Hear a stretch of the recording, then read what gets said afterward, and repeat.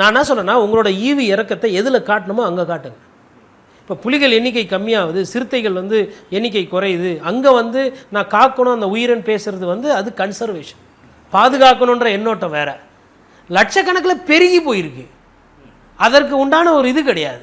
இல்லை, இது ஒரு பெரிய சிக்கலாக ஃபியூச்சரில் மாறும் அப்படின்றது ஆல்ரெடி சிக்கல் தாங்க. அரசியல்வாதிகளுக்கு இது இன்னும் புரியல. ஆல்ரெடி சிக்கல் தான். வெள்ளக்காரங்க பீரியட்லேயே எம்சிஎம்சி ஆக்டில் இருக்குது. நாய்க்கு சொறி பிடிக்குது, இல்லை நாய்க்கு இருக்குன்னா அதை விஷ ஊசி போட்டு யுத்தனேசியா பண்ணி சாவடிக்கலான்னு இருக்குது.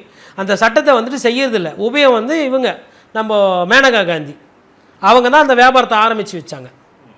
நாய்களுக்கு காப்பாற்றுவோம், அதை பண்ணுவோம், இதை பண்ணுவோம்னு சொல்லிட்டு ஒரு ட்ரஸ்ட்டு ஆரம்பித்து நாய்களுக்கு நாங்கள் கருத்தடை பண்ணுறோம், நாய்களுக்கு சோறு போடுறோம் சொல்லிட்டு பல கோடிகளை அதுக்கு ஒதுக்கி நிறைய நிறுவனங்களை உண்டாக்கி இன்றைக்கி நாய் வியாபாரம் நடந்துனுது.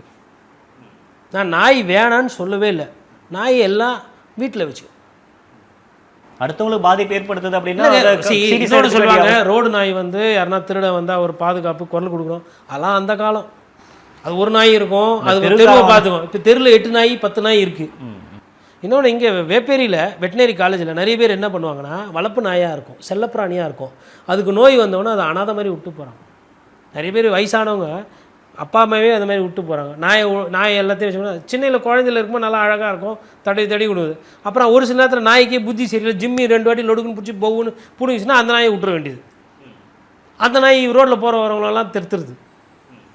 இதனுடைய சீரியஸ்னஸ் புரியும். அதனால தான் கோர்ட்டு இதை கரெக்டாக பார்த்து ரொம்ப நாள் கழித்து ஒரு அற்புதமான தீர்ப்பு கொடுத்துருக்குறாங்க.